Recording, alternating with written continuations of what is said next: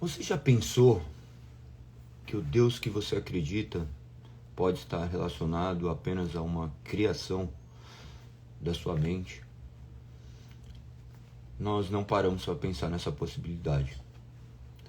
E quando nós nos deparamos com essa possibilidade, nós devemos olhar para uma realidade. A realidade que emana das Sagradas Escrituras.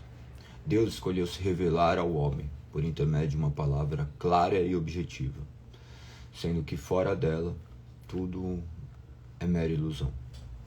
Alguns olham isso como radicalismo. Para o protestantismo, essa é a mais perfeita fidelidade. Nós não confiamos na nossa maneira de falar, de agir, de pensar, mas nós confiamos em uma escritura. Em uma escritura que já foi testada e aprovada, e ela se manifesta como verdade. Sobreviveu ao tempo, continua impactando vidas, transformando corações. Nós cremos nessa palavra. Essa palavra que é a única autoridade sobre nossa vida. A nossa única regra de fé e prática. Nós estamos aqui todos os dias meditando nas Sagradas Escrituras. Nós terminamos a leitura integral da Bíblia em 297 dias, lendo 4 capítulos por dia. Pensa que menos de 5% da população que diz ser cristão leram a Bíblia uma vez na vida. Se você lendo já é difícil compreender o que é Deus, imagina sem ler. E ainda que lêssemos a Bíblia toda a nossa vida, nós ainda assim nada conheceríamos de Deus. Porque Deus não pode ser inteiramente conhecido por nós, mas Ele sim se revela aos nossos corações. Que você possa meditar nas Sagradas Escrituras, ler as Sagradas Escrituras, fazer um plano anual de leitura bíblica, não para se engrandecer, mas para se prostrar aos pés daquele que é o Criador, o nosso eterno Redentor. Ler as Sagradas Escrituras fará com que você conheça o Deus que você diz servir. Por isso eu te convido a estar aqui conosco. Nós estamos agora fazendo um resumo dos 66 livros da Bíblia. Estamos no livro 33, o livro de Miqueias, e nós abordaremos hoje o artigo de número 15 da Confissão de Fé de Guanabara, que foi escrita em 1558. A primeira confissão escrita no nosso continente, no nosso país, até mesmo no continente americano. Então eu convido vocês a meditarem muito acerca dessas coisas. Nós estamos aqui há mais de um ano, completamos um ano ontem, falando sobre os fundamentos da fé. Nós lemos 5, essa é o sexto documento histórico, sexto símbolo de fé. Nós lemos a Confissão de Fé Belga, Catecismo de Heidelberg e o Sínodo de Dort, que essa tríade forma as 3 formas de unidade do qual a igreja, do qual o pastor é signatário. Depois nós meditamos ainda na Confissão de Fé de Westminster e na segunda Confissão de Fé Helvética. 2 documentos de extrema importância que são posteriores a esses documentos das 3 formas de unidade, que são um pouco mais abrangentes, elaborados de uma maneira um pouco mais teológica. As primeiras são bem pastorais, simples para serem compreendidas, e todas servem para uma orientação na nossa fé. E agora nós estamos no sexto símbolo de fé, que se trata da Confissão de Fé de Guanabara, a mais sucinta de todas, a mais objetiva, a mais clara, talvez porque esses homens estavam escrevendo antes do seu martírio. Eles tiveram apenas algumas horas para escrever esses artigos, sabendo que esses artigos os condenariam à morte.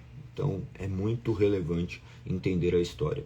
Mas como nós não passamos essa história, nós sequer podemos imaginar do que se tratava. Nós vivemos numa modernidade, numa era onde nós temos um máximo de conforto e nós nos habituamos a isso.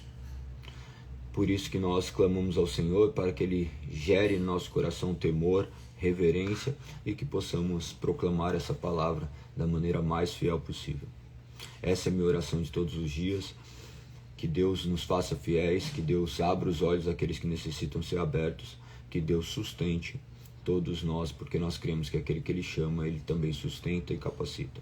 Que Deus nos capacite, que possamos ser alcançados pela sua misericórdia, pela sua graça. Bom dia a todos. Vamos para o artigo então de número 15. Artigo de número 15. Olha o que diz: não é lícito votar a Deus, senão o que ele aprova.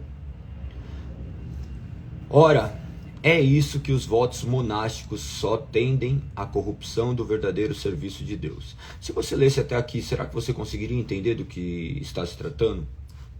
Se você ouvisse apenas essa questão, você conseguiria ter uma visão mais abrangente do assunto ao qual é tratado?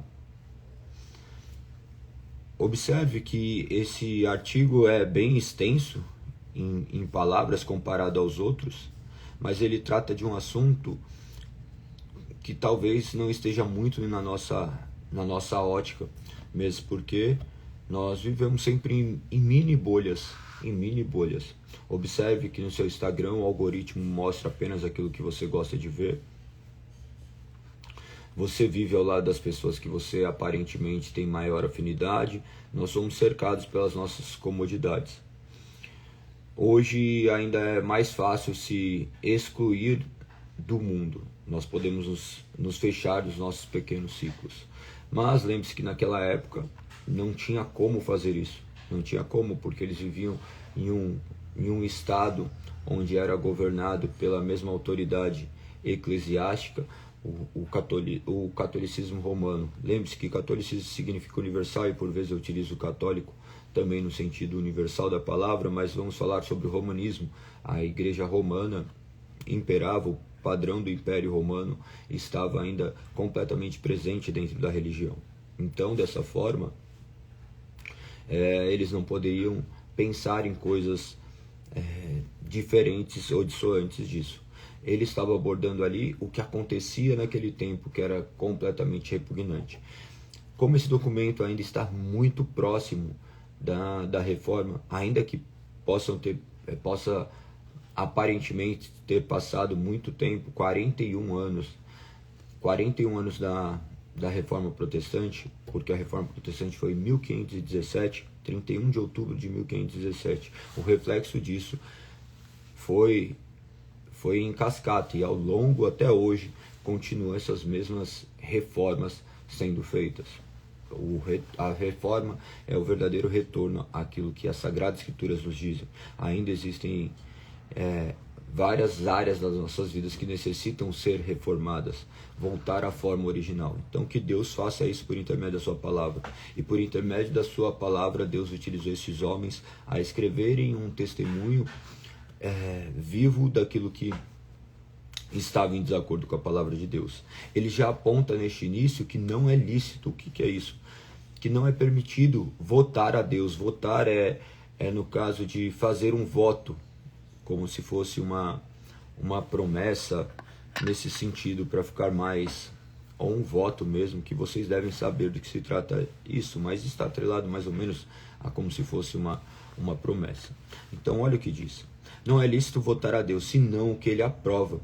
O que ele está dizendo? Ele está dizendo que as causas de voto que fazemos para com Deus não está atrelado à nossa criatividade, e sim à sua palavra. Nós vivemos em uma geração de que pessoas sequer pensam acerca daquilo que eles dizem ou fazem. Eles fazem meramente por uma convicção pessoal. Lembre-se que as pessoas hoje estão completamente sendo influenciadas. Elas visitam e fazem parte de movimentos, do que quer que sejam, por mera conveniência. As pessoas fazem o que fazem por mero prazer e não por um entendimento do que estão fazendo. Elas são conduzidas muito mais pelas suas vontades do que pelo seu intelecto, pelo seu coração e pela sua razão, que emana de uma avaliação criteriosa das Sagradas Escrituras. Hoje, os métodos para que as pessoas sejam atraídas para a igreja não se trata de um espírito do qual atrai as pessoas, mas sim de uma técnica de vendas, uma técnica de reprodução em massa. Infelizmente, essa é uma realidade, porque nós vemos muito ocorrer falsas conversões, e isso vai gerar ainda mais destruição nas vidas e nas famílias. Nós vemos hoje um crescimento absurdo de pessoas que foram maltratados pela própria religião, não jamais por Deus, mas pela religião, por homens, do qual hoje sucumbem a tratamentos psicológicos, até mesmo psiquiátricos, são dependentes de remédios por conta de terem vivido verdadeiras ilusões. Quando nós estamos aqui falando disso, nós estamos falando para que vocês abram seus olhos e creiam naquilo que as Sagradas Escrituras nos ordenam e nos direcionam. Aqui ele está falando acerca destes votos que eles faziam ali naquela época, que estava ali ligado à questão monástica. O monastério era o lugar onde os homens do qual estavam ali, eles deveriam praticar o voto de celibato. Aqueles que almejavam a carreira eclesiástica, eles deveriam fazer este voto de celibato. Este voto de celibato que nunca foi recomendado por Deus nas Sagradas Escrituras, a não ser durante um tempo, mas não de maneira perpétua, mesmo porque o homem é um ser que demanda da sua própria natureza humana de se reproduzir. A natureza humana despertou em nós, não a natureza humana caída simplesmente, mas a natureza humana criadora nos fez seres reprodutivos. No entanto, nós utilizamos a capacidade de reprodução para uma mera aventura. Tanto que o que mais destrói vidas é esse desejo sexual, o desejo sexual que muitas vezes não consegue ser refreado, a ponto de homens se relacionarem com até mesmo animais. Quantas pessoas se relacionaram com animais ou possuem qualquer tipo de relacionamento sexual com animais? Isso, claro que é uma cifra negra. Por que uma cifra negra? Porque normalmente é feito de maneira obscura, embora você possa verificar em qualquer conteúdo. Você vai dar um Google, você encontrará milhares de pessoas que fazem abuso de animais porque eles estão buscando simplesmente a sua saciedade. Para você ver o tamanho da depravação do homem, o tamanho do instinto sexual a ponto do que faz, a ponto de pessoas abusarem de crianças, a ponto de pessoas fazerem milhares de atrocidades, traírem, roubarem, mentirem, tudo isso por conta de satisfazer o desejo, como uma verdadeira droga. O mesmo efeito da droga é o efeito do prazer sexual. Tanto que o prazer sexual dura um mero fragmento de segundo, e por conta disso, homens e mulheres fazem coisas absurdas, do quais se parar e analisar, se fala assim, nossa, por que fiz tudo isso? Essa é a realidade. Essa é a realidade do mundo, essa é a realidade do homem. Então não há como ir contra isso. Continua dizendo.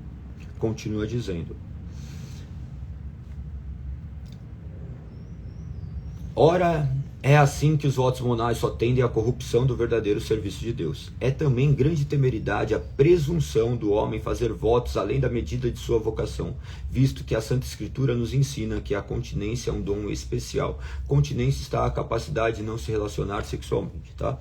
É um dom especial. Em Mateus 15 e 1 Coríntios 7. Lembre-se que nós lemos em Mateus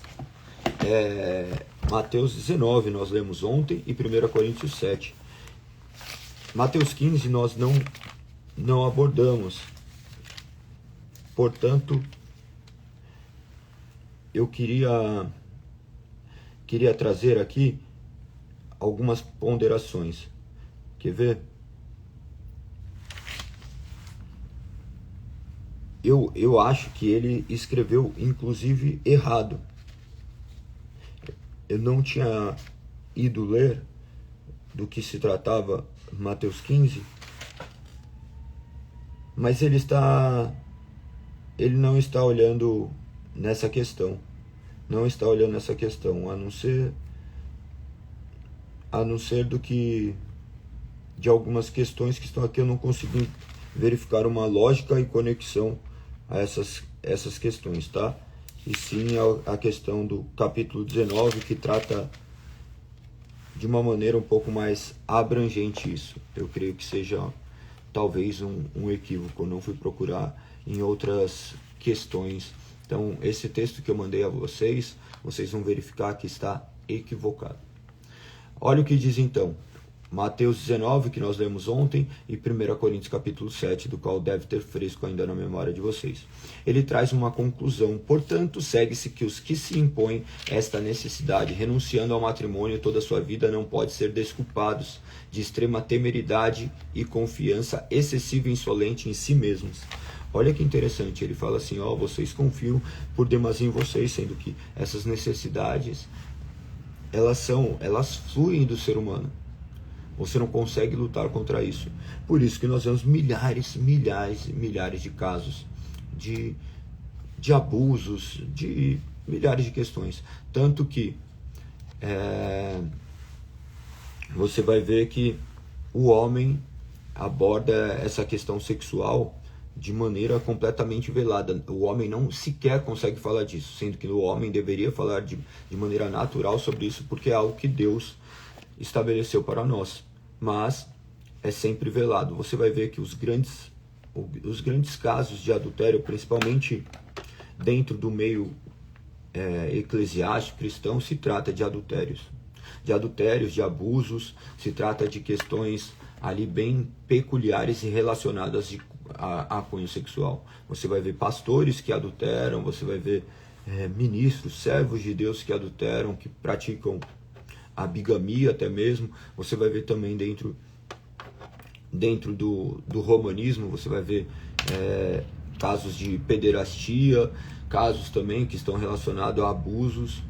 Isso é inerente ao homem e não está atrelado a Deus. Não é porque o homem faz isso é que Deus seja algo completamente ruim. De forma alguma, porque não há mal nenhum em Deus. Todo mal emana do homem. E por não observar a sua palavra, o homem cai nesses erros. Então, tudo isso gera uma advertência para todos os abusos do quais se sucederiam e que aconteceram já ao longo da história. Lembre-se que já tinha ocorrido 1500 anos de história. Muitos relatos já haviam sido perpetuados e explanados. E agora, ainda mais com a era da informação, se você quiser as denúncias acerca disso, você vai ver que em todas as camadas religiosas acontecem milhares de casos relacionados a isso por conta da sexualidade. Você vai ver muitos líderes religiosos de outras questões. Você vai ver o próprio como que ele chama? Acho que é o Dalai Lama. Você vai ver, aconteceu milhares de coisas quanto a ele. Você vai ver tem outras pessoas também. Tem outro que é muito famoso, que eu esqueci o nome, mas também tem o João de Deus, da mesma forma que tem muitos pastores, padres. Então isso daí está inerente ao ser humano. Você deve conhecer alguém que foi abusado, talvez você tenha sido abusado por pessoas até mesmo religiosas. Essa questão é completamente temerária. Então o casamento foi dado a isso, para que nós possamos nos unir a só uma mulher, a só um só marido, de maneira que possamos amadurecer e crescermos em conhecimento do Senhor. O Passos colocou que já está aqui, o Passos que estará conosco na sexta-feira. O Sargento Passos está alocado no BOP já há alguns bons anos. Eu não me recordo quantos anos, mas fazem muitos anos já que ele está lá. Ele foi instrutor, agora ele está prestes a se aposentar, um soldado condecorado, do qual em breve entrará no seu descanso, onde começará a sua verdadeira luta, se dedicando de maneira integral àquilo a vocação a qual ele foi chamado. Ele chegou em São Paulo e ele colocou aqui: já estou aí. Então, quem quiser participar, sexta-feira vai ser aberto para homens e mulheres, jovens, todos aqueles que quiserem ouvir um pouco da sua história. Ele compartilhará conosco como a palavra de Deus influenciou na sua vida. Continua a dizer, por este meio tentam a Deus, visto que o dom da continência é em alguns apenas temporal, e o que teve por algum tempo não terá pelo resto da vida. Por isso, pois, os monges, padres e outros tais que se obrigam e prometem viver em castidade tentam contra Deus. Por isso que que não está neles o cumprir o que prometem. Lembre-se que eles estão prometendo algo que ele não está na sua capacidade de cumprir. Ainda que o homem possa falar assim, eu jamais falarei. É muito sutil essa questão. Deus pode conceder a alguns essa capacidade, mas de forma alguma a todos. De forma alguma a todos, conforme nós lemos nos textos de Mateus 19 e 1 Coríntios capítulo 7, vamos ver essa questão ser completamente rebatida por Deus. Então, por isso que nós falamos que os presbíteros devem ser maridos de uma só esposa, justamente para não incorrerem nesse tipo de aberração do qual depõe contra o nome de Deus. Continua dizendo, estão conseguindo compreender? É um assunto bem delicado, tá? Eu estou tentando ser o mais claro possível, não poupando palavras para isso, mas para que vocês também entendam como isso pode ser aplicado à nossa vida. Tudo que vai acontecendo, galera, não é só aplicado a quem tem um cargo eclesiástico. Ele deve ser aplicado em todo ser humano. Em todo ser humano.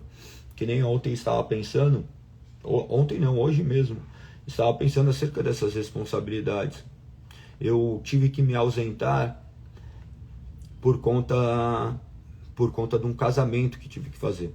Mas, glória a Deus, Deus tem levantado outras pessoas dentro da igreja com capacidade de ensinar, Deus tem derramado sobre eles capacidades. Embora nós conheçamos muitas outras pessoas de outros ministérios ao qual nos prestam suporte, nada melhor do que pessoas que fazem parte da comunidade serem levantados para pregar o evangelho. Então eu tive que me ausentar. E eu estava olhando que para mim foi muito conflitante ter que me ausentar por conta de celebrar um casamento. Contudo, meu coração estava também no desejo de estar ali reunidos com meus irmãos. E esse desejo não flui naturalmente de nós, é fruto de uma obediência, não tomo a mim como um mérito isso, mas por conta da compreensão da necessidade de estar reunidos. E hoje, pessoas faltam ao culto de maneira completamente arbitrária. Eles não estabelecem a sua vida diante daquilo que Deus estabeleceu na sua palavra. De nos reunirmos prazerosamente em cultuarmos a Deus. Pense que eu tenho uma família grande e eu consigo frequentar esses cultos normalmente, porque a minha vida não é estabelecida diante das minhas vontades, mas sim diante daquilo que Deus estabeleceu. Então nós organizamos a nossa vida de maneira que possamos obedecer aquilo que Deus estabeleceu. Não como algo impositivo, mas prazerosamente. Nem, por exemplo, nós temos casa na praia, tudo. Nossa casa foi usada acho que 3 vezes no ano. 3 vezes no ano. Isso não é fruto, tá? Isso é fruto do nosso trabalho, meu, da minha esposa, mesmo porque nós não somos remunerados por qualquer obra que nós fazemos isso porque nós entendemos o nosso chamado e também não se trata de mérito algum, porque também tudo que nós temos se trata de Deus ter nos dado. Mas eu sou advogado, sou empresário, mas nós não vivemos de rendimentos da igreja e nada contra quem vive também, mas desde que viva proporcionalmente aquilo que é estabelecido. Mas a questão é o que eu quero trazer. As pessoas não estabeleceram hoje padrões para as suas vidas. E por não estabelecerem padrões, elas vão se autodestruindo. Elas vão se autodestruindo, se perdendo em meio ao caminho. Da mesma forma que é abordado aqui, a questão dessa abordagem sexual pode atrelar e ramificar para todas as áreas da nossa vida. Se nós não estabelecermos padrões, nós nos perderemos. Imagine que aqui ele estabelece um rigor excessivo a ponto de não se relacionar. E ele não vê que ele está indo além daquilo que Deus estabeleceu, de maneira que a sua vontade continuará a fluir. Da mesma forma que eu digo que quando nós nos ausentamos cada vez mais do corpo de Cristo, é algo também já inerente à nossa vontade. Por isso nós temos que lutar contra essa vontade, pedindo e clamando para que o Senhor nos sustente, porque senão nós permaneceremos cada vez mais distantes. Você começa faltando uma vez, depois falta 2, depois falta 3. Poucas pessoas, tá? Poucas pessoas têm uma frequência superior a 50% a 50% no ano. Pouquíssimas pessoas que dão para ser contadas no dedo. A grande maioria se ausenta, uma grande parte. 80% é mínimas pessoas, somente aqueles que exercem algum cargo. Pense que 100% se trata de 50 vezes, 54 vezes, 54 semanas no ano. Ou seja, você teria 54 dias de compromisso.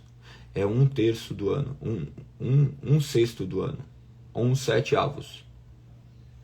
7 avos não, né? Um sétimo. Vocês entenderam? Então, observe, se você não vigiar, você caminhará sempre para uma destruição, e a palavra sempre nos adverte disso. Principalmente dessas questões sexuais, mas essas questões também temporais, é necessário ser advertido para que vocês pensem a respeito disso. As pessoas entenderam que podem viver igreja longe da igreja. Pensa que nós somos um corpo, nós estamos aqui reunidos em um corpo. Nós estamos aqui ouvindo a palavra do Senhor e sendo exortados não por homens, mas por Ele, para que possamos cada vez mais ter reverência e obedecermos a que as suas palavras dizem. Olha o que diz São Cipriano.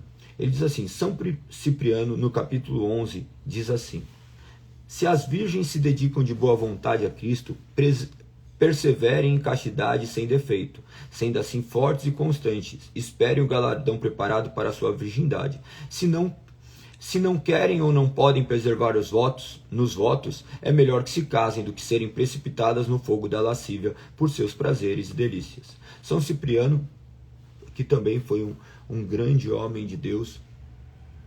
Na verdade, que nunca existem grandes homens, existe um grande Deus que fazem pequenos homens viverem grandes vidas. Você vai ver que São Cipriano, ele estava ali retratando exatamente o que as Escrituras nos apontam. Ele que viveu ali no século III, 200 e poucos anos.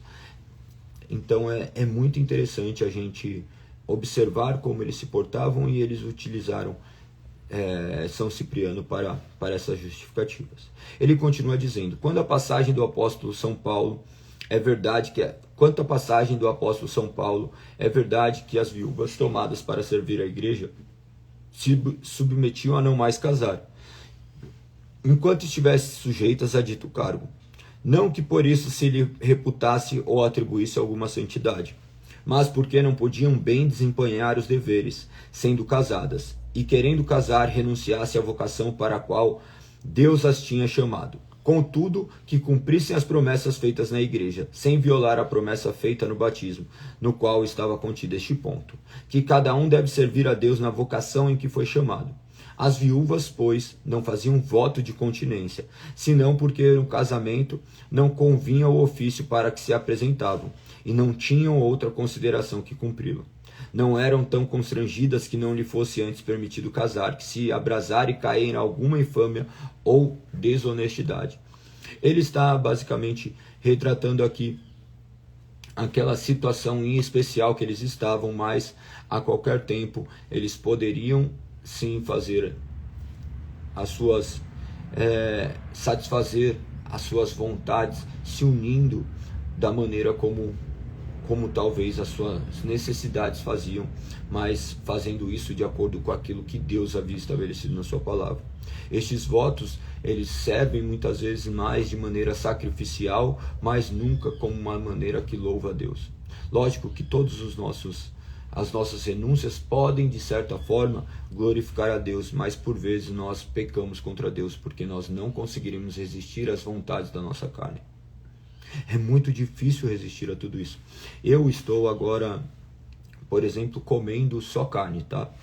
Eu sempre faço uma série de restrições alimentícias, mas pense que eu não faço isso meramente por questão espiritual, mas eu faço por conta da questão de cuidar do meu corpo, de também observar como funcionam os meus desejos, e se deparar com mesas fartas é muito difícil. Embora eu já esteja há 5 anos vivendo esses processos, eu fiquei 3 anos e meio quase comendo apenas carne e saladas e frutas, e depois eu estava sem arroz e feijão, que eu amo. talvez a comida que eu mais goste assim é arroz, feijão, batata frita, ovo e carne. Para mim isso daí é suficiente para comer. Aí eu fiquei sem isso. Por quê? Eu nunca tive experiência com drogas, eu nunca utilizei drogas. Eu já tive outros tipos de vícios, né? Vícios sexuais, pornografia, essas coisas, quando eu ainda não tinha sido chamado pelo Senhor, vivi completamente preso a isso e nem notava que estava preso. E logo que ocorreu a minha conversão, também ele transformou essas questões. Então não foi algo completamente destrutivo. Deus mudou uma chave na minha cabeça que eu sequer consigo explicar. Daí eu tento retratar essas experiências na minha vida para poder lidar com outras pessoas, porque eu lido diretamente com pessoas que possuem vícios sexuais. Hoje a pornografia está completamente tomada, tá? Dentro da igreja, até mesmo dentro da igreja, mais do que existe indícios, né? É claro que essas porcentagens são meros contagens que não dá para ter uma clareza, mas aproximadamente 70% das pessoas ainda possuem contatos com materiais sexuais e ainda possuem certa carnalidade do qual impera sobre eles. Muitas pessoas vêm, confessam esse tipo de coisa e eles passam pelos seus devidos tratamentos. Mas a pornografia, infelizmente, é algo muito comum, esses vícios sexuais, mas eles acabarão destruindo todas essas questões que deveriam ser nutridas apenas pela palavra de Deus. E quando está tratando toda essa questão aqui, ele visa hoje no nosso tempo nos alertar a não irmos além daquilo que Deus estabeleceu. Por isso que é necessário que nós, caso seja necessário, nos casemos, tenhamos essas reuniões, tenhamos esse contato cada vez mais vivo, para que possamos amadurecer e para que não venhamos a envergonhar o nome do Senhor. Por isso que é importante vocês ouvirem a palavra de Deus. Talvez em algum momento aqui essas coisas começam a te direcionar. E essas questões que eu disse que eu trago assim para minha vida é para ter controle sobre tudo. Imagina se eu não resisto. Se eu não resisto a uma bolacha, como que eu vou resistir a uma mulher ali vivendo comigo? Imagina, vivendo comigo ali, convivendo comigo, talvez dando em cima de mim, embora isso não aconteça de maneira explícita, pode acontecer ou até mesmo eu ir atrás. Se eu não consigo resistir a pequenas coisas. Então observe todas essas questões, porque essas questões também são primordiais para que nossa vida glorifique o nome de Deus. A Mari disse que é influenciada, já está 1 ano e meio sem açúcar. E só tem benefícios. Açúcar é uma droga tanto quanto outras, tá? Ainda que com moderação nós não conseguimos moderar em meio ao açúcar. Sem o açúcar eu já estou 4 anos, tá? 4 anos. Perguntou ontem, meu aluno de 11 anos perguntou o que eu acho de pornografia. Eu fui ministrar no Mackenzie para um congresso da igreja presbiteriana. Tinham cerca de 200 jovens que era de 15 a sei lá, mas a idade. Que tem pessoas de 50 anos que se julga jovem, mas enfim. A questão tinha milhares de pessoas, uma série de pessoas lá dentro, e eu perguntei quem nunca teve acesso à pornografia. Somente 2 pessoas levantaram a mão. De todo auditório, tá? De todo auditório. Pessoas crentes, que normalmente presbiteriano vem de família já cristã.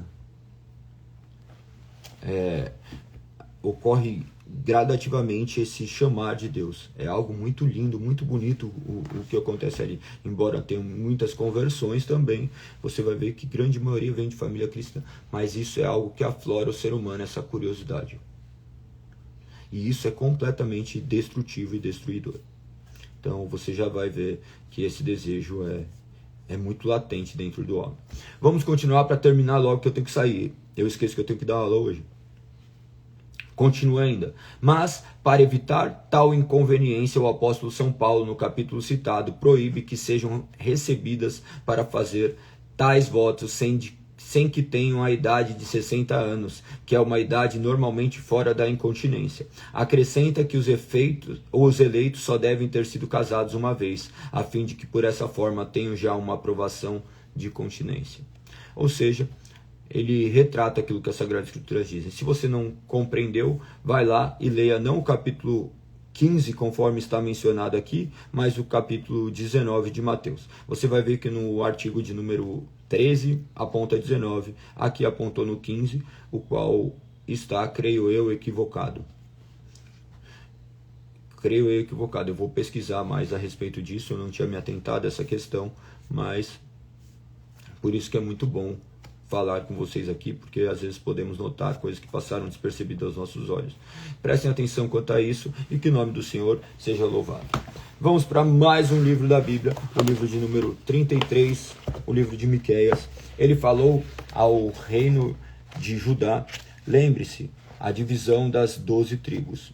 Vocês vão sair daqui pelo menos sabendo dessa divisão das tribos. Após o reinado de Saul, Davi e Salomão, as tribos se dividem. 10 tribos vão para o reino do norte, 2 para o reino do sul. Judá e Benjamim, as restantes, ficam do lado de Israel. Israel sendo cativo no ano de 722 a.C.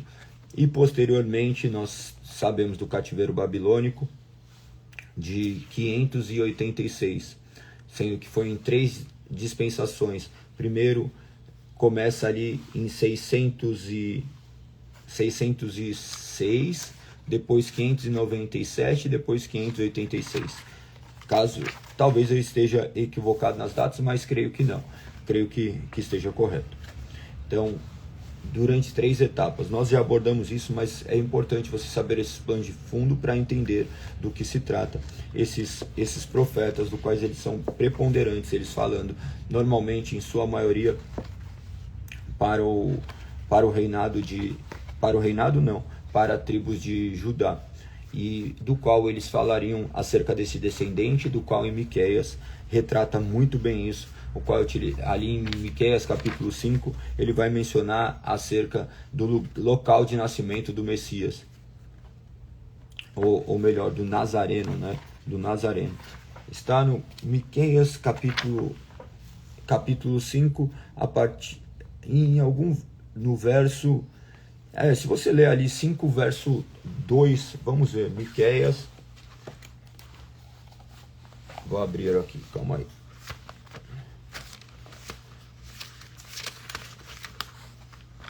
Jonas e Miqueias, capítulo 5, verso 2. Olha o que diz aqui. Mas você, ó Belém Efrata, é apenas uma pequena vila entre todo o povo de Judá. No entanto, um governante de Israel, cujas origens são do passado distante, sairá de você em meu favor. O povo de Israel será entregue a seus inimigos, até a mulher em trabalho de parto dê à luz. Por fim, seus compatriotas voltarão do exílio para sua própria terra. Ele se levantará para conduzir seu rebanho com força do Senhor e a majestade do nome do Senhor seu Deus. Então o povo viverá tranquilo, pois ele será exaltado em todo o mundo e será a fonte de paz. Mas você, ó Belém Efrata. Então, essa profecia messiânica do local de nascimento de Cristo. Então, Miqueias falou do período de 750 a 690. Você vai ver retratar acerca do julgamento do justo juiz sobre Israel, Judá e a maravilhosa oferta de perdão divino. O nome Miqueias significa quem é como o Senhor. Você vai ver que todas essas questões aqui que foram tratadas, elas são tratadas de maneiras proféticas e, acima de tudo, retratando essa compaixão do qual o Senhor tem conosco. Você vai ver que no começo do livro de Miqueias, ele começa proferindo juízos de Deus contra toda essa justiça e idolatria das 2 principais capitais. Lembre-se que a capital Samaria era do reino do norte e Jerusalém do reino do sul. Norte, Israel, sul, Judá. Você vai ver que ele, sendo profeta, mesmo no Reino do Sul, ele ainda enfatiza mais Judá, mas ele retrata essa idolatria do qual já viviam, de todas esses desvios que o homem fazia, do qual ainda continuam a fazer. E no final você vai ver ele manifestando essa compaixão e essa misericórdia estendida ao povo. Olha o que diz ali a partir do verso 19. Ou melhor, vamos ler a partir do verso 18. Que outro Deus há semelhante a ti, que perdoas a culpa do remanescente e esqueces o pecado do que te pertence? Não permanecerás irado com teu povo para sempre, pois tens prazer em mostrar teu amor. Voltarás a ter compaixão de nós? Pisarás nossas maldades sob teus pés e lançarás nossos pecados nas profundezas do mar. Tu nos mostrarás tua fidelidade e teu amor, como prometestes há muito tempo, a Abraão e Jacó, nossos antepassados. Então ele retrata exatamente aquilo que ocorreu em Cristo Jesus. Cristo Jesus sendo o mais doce exemplo da misericórdia de Deus para conosco, derramando sobre ele toda a ira do qual deveria recair sobre nós. Que vocês possam se curvar diante dessa soberania de Deus e agradecê-lo por tamanho livramento. A divisão do livro você pode observar ali do primeiro capítulo ao terceiro, a repreensão contra Israel e Judá. Do capítulo 4 e 5, o consolo e a esperança para os dias vindouros. Do 6 ao 7, a controvérsia do Senhor com seu povo, suas acusações e a oferta final de misericórdia. Você vai ver que nesses capítulos 6 e 7, ao qual ele menciona, ele fala acerca das acusações, o que eles estavam fazendo, como eles estavam errando. Que nem você pode observar no verso 12 do capítulo 6, os ricos entre vocês enriqueceram por meio de extorsão e violência. Seus habitantes estão acostumados a mentir. Sua língua não consegue mais dizer a verdade. Dentre outras advertências. Você vai ver essas advertências sendo cada vez mais claras. Eles sabiam que Deus estava irado com eles, mas eles fechavam os seus ouvidos. A outra divisão que pode ser feita em duas partes, capítulo 1 ao 3, acerca da denúncia, do capítulo 4 ao 7, o consolo. Sendo que, até mesmo de uma maneira poética, no capítulo 4 e 5, pode ser utilizado dessa forma. Quem, ó Deus, é semelhante a ti no consolar? No capítulo 6, quem, ó Deus, é semelhante a ti no pleitear? No capítulo 7, quem, ó Deus, é semelhante a ti no perdoar? Muito belas essas divisões, lendo que, não se esquecendo, que fazem muitas analogias a Miqueias, a Isaías, embora eles sendo contemporâneos, tá? Essa é a questão primordial. Espero que isso seja o suficiente para te trazer apenas uma reflexão acerca desses livros. Nós já estamos neste livro, então, de número 33, chegando ao meio das Sagradas Escrituras. Embora nós tenhamos terminado de ler, imagine que creio que a maioria nem sequer lembrava. É muito difícil. Imagina que eu já li a Bíblia dezenas de vezes e não sei onde está milhares de coisas, confundo Moisés com Noé, e isso é completamente comum, principalmente quando você vai lendo, você começa a perder essas questões. Então prestem muita atenção, leiam e clamem acima de tudo para que o Espírito Santo os ilumine, para que sejamos direcionados e capacitados por Ele. Nós não somos guiados por homens, mas sim pelo Divino Espírito Santo. Que o Espírito Santo penetre o seu coração, que você viva uma vida que glorifica o nome do Senhor. Eu oro para que todas as palavras que foram proferidas aqui sejam direcionadas à tua alma, ao teu coração, para que você seja de fato transformado. Que Ele possa corrigir os seus erros, seus equívocos, que você possa confessar seus pecados, se arrepender e crer que Ele é a oferta do pecado. Que Cristo Jesus você encontra repouso. Que o nome do Senhor seja exaltado e glorificado hoje e eternamente. Tamo junto. Se vocês tiverem qualquer tipo de problema, de dúvidas, podem me chamar. Tratar acerca do pensamento cristão protestante se faz necessário. Entendermos do que se trata. É mais importante do que você saber álgebra, geometria, retórica, todas essas questões aí que muitos valorizam. Mais importante do que qualquer conhecimento é conhecimento acerca da eternidade. E essas palavras são eternas e nós poderemos sempre nos deparar com elas, pois elas estão claras às nossas vistas, elas não são palavras obscuras, mesmo porque o Espírito ilumina nosso entendimento. Beleza? Tamo junto, um abraço a todos, um beijo no coração, até amanhã, se Deus assim permitir. 5h59 para a honra e glória do Senhor. Não se esqueça de comentar e compartilhar para alcançar mais pessoas. Fui, beijo, tamo junto.